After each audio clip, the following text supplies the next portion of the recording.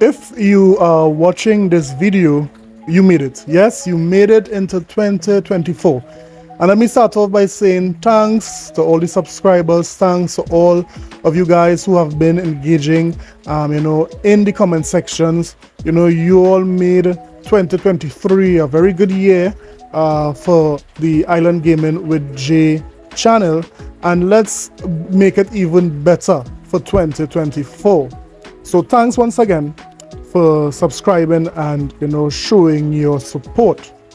But as we begin 2024, it had me thinking about how a lot of fans on the Sony side was saying that Microsoft mismanaged the studios that they have, and that is why they didn't want Microsoft to acquire Activision Blizzard, is because Microsoft has a mismanagement problem.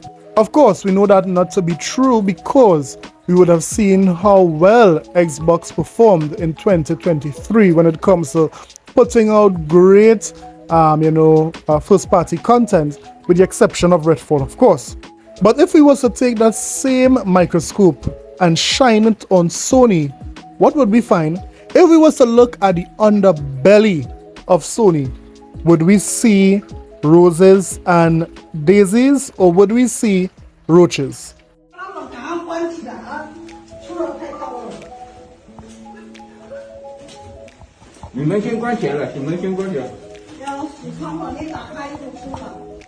My word, that's a lot of roaches.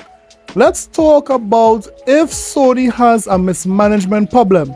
We'll also look at other news items, but you know what? Let's talk about it. This is a sickness!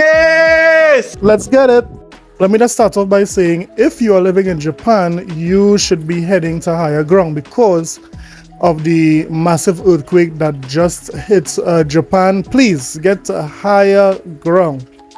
Now, don't forget to like and subscribe and hit that notification bell. Let's start off by looking at the most played games on the PlayStation and the Xbox in 2023.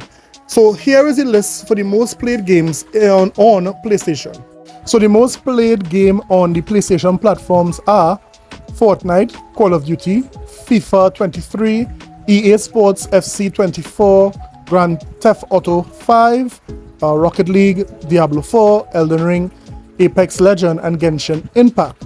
Yes, if you notice with this list, it's only third-party studios that are being played the most on a PlayStation platform. Where are the first-party games that persons are constantly playing on the PlayStation? It shows that when we say that Sony has one and done, it's a fact. They have one and done. They have no game to keep players engaged, to keep players playing, and that is facts, and that is proof, as you can see in Sony's own list that they put out. It also goes to show that right now Sony has the mind share when it comes to casual consumers. You see, it is the casual consumers who are going out there and buying the PlayStation 5 to play these third-party games, Fortnite, Apex Legends, Rocket League, all these games. It's very clear that the casual consumers is what propelling the sales of the PlayStation 5. We even seen some Xbox first-party games on that list that players are playing. Now let's look at the Xbox. Now let's look at the first top 10 games being played on Xbox. We have Minecraft, Grand Theft Auto 5, Fortnite, Call of Duty, Starfield, Forza Motorsport 5, Roblox, Tom Clancy Rainbow Six Siege, Halo Infinite, and Rocket League. So we are seeing that there are a number of first-party games being played the most on the Xbox platform. When compared to the PlayStation, PlayStation has no first-party games being played by their consumers on their platform, but Xbox has more than 5. So we can see the direction that Xbox is heading. They are looking for engagement. They are looking for their consumers to come back to play, the games that they are enjoying. They don't only want one and done. Yes, it will have those type of games, but they want engagement, and it is being shown very clear here in this list Microsoft has the engagement of their own first-party games. So let me hear what you think about the most played games, whether it be for PlayStation or for Xbox. Who could remember when the industry, the gaming industry, said that Microsoft has a management problem? I could recall a number of different articles. I could recall Sony fans in particular saying that Microsoft has a mismanagement problem, especially when they heard these fake rumors about Fable. They said that Fable was in developers' hell. They said that, they are going to start over Fable. And it just so happened that none of it was true. Fable came out in 2023 showing, best graphics, and the games look good. But if we was to take that same energy and look at Sony, what would we find? I could recall Sony making a number of purchases in the past 3 years, buying up studios, buying up game developers. And in that time, a number of studios would have closed down, but no one is talking about it. How could the number one in gaming, the company that is selling so many consoles, the company that is making so much profit, the company that is number one in the gaming industry, have so much problems when it comes to closing down companies, have so much problems when it comes to cutting developers? Why is that? Let's look at some of the companies and the studios that Sony closed down despite making massive profits and being number one in the market. Now let's look at our main topic. Let's talk about Sony mismanagement. You see, no one in the gaming media is calling out Sony's mismanagement. For years, Sony has bought studios and either cut the studio that they bought massively or even shut them down completely. Let's talk about Insomnia Games. You see, Insomnia Games was the studio that basically carried Sony since the launch of the PlayStation 5. They made Spider-Man, Ratchet and Clank, Miles Morales, Spider-Man 2. All of these games, they made Sony a lot of money. They gave Sony a lot of notoriety and even propelled the console sales. However, when we saw the Insomniac leaked documents, we saw how much money they spent on making Spider-Man 2.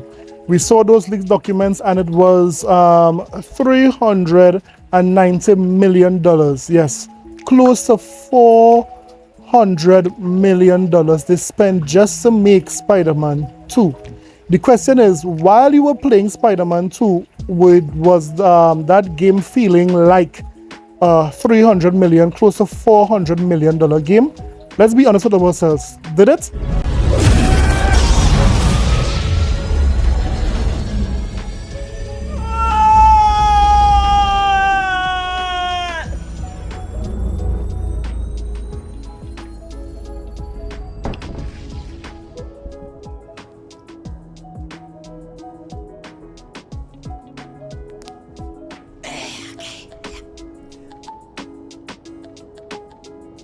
Hey, okay. Come on, guys, was that game close to $400 million? Come on, guys, come on. Now, that didn't stop Spider-Man 2 from making big bucks for Sony. They did sell a lot and it's still selling. The thing is, why would Sony do Insomniac that? Why would Sony, despite Insomniac selling all of those games to them, still want to do this? Insomniac leaks shows Sony pressured studio to lay off employees. Out of all the studios that you have, Sony, why Insomniac, the studio that basically pulled you guys through the first few years of the PlayStation 5? To me, that was very nasty on Sony's part. Now, it's not only Insomniac that got cuts. We do remember Deviation Games. They too had some cuts and some layoffs and some delays when it comes to their games. We also remember, and of course, Pixel Opus, another studio that Sony basically shut down for whatever reason. I recall even the last tweet that they made. And then it was not only that, just recently we would have heard about, Bungie, how Bungie had to make some cuts because this is what Sony wanted to save money. So despite selling 50 million consoles, despite making major profits, Sony is still cutting back developers, laying off developers. If that isn't a case of mismanagement, I don't know what is. And that brings us to even another studio under Sony umbrella that might be in trouble. That studio name is First Contact Entertainment. You see, that studio might be in trouble because one of their games are being cancelled. And that is brought to us by a pro PlayStation website, which is Push Square. So please listen on as Push Square explains. Dev behind PSVR 2's Firewall Ultra blames the lack of virtual reality support for closure. First Contact Entertainment, the studio behind PSVR's acclaimed Firewall 0 Hour and PSVR 2's pseudo-sequel Firewall Ultra, will close down at the end of the year. The team cited the industry's overall lack of virtual reality support as the reason. As a AAA virtual reality game developer, we are just not able to justify the expense needed going forward, a statement said. Firewall 0 Hour was supported for many years as a live service, and in an interview earlier in the year, the developer had expressed a similar ambition for Firewall Ultra. With Firewall 0 Hour, the live service model was a pivot that happened after launch, communications manager David Jagneau told us prior to launch. But the pivot we have with Firewall Ultra is that it's being designed from the very beginning to be a live service game. The developer released Operation Bloodline earlier this month, the first of Firewall Ultra's post-release seasons, although it's probably safe to assume at this point it'll also be its last.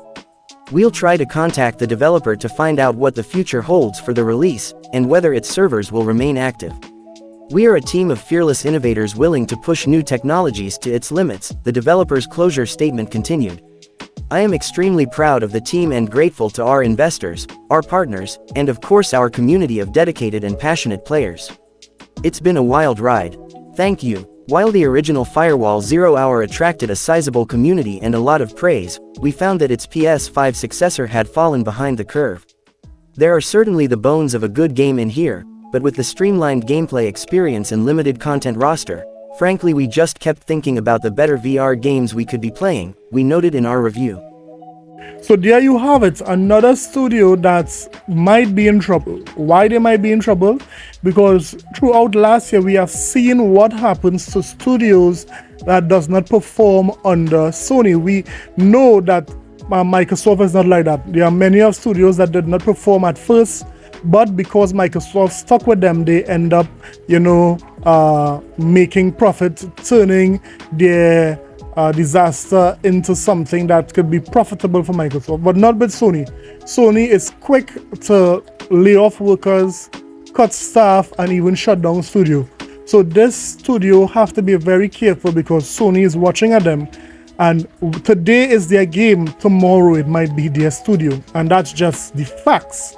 So let me hear what you think about everything that was said concerning Sony. We have seen a number of studios that was closed down throughout about 2 years from Sony. We would have seen they even cut their star developer Insomniac. What would Sony do next when it comes to cuts and layoffs? We'll have to wait and see. But let me hear what you think. Don't forget to like and subscribe for more videos. I'll see you guys in the next one. Later.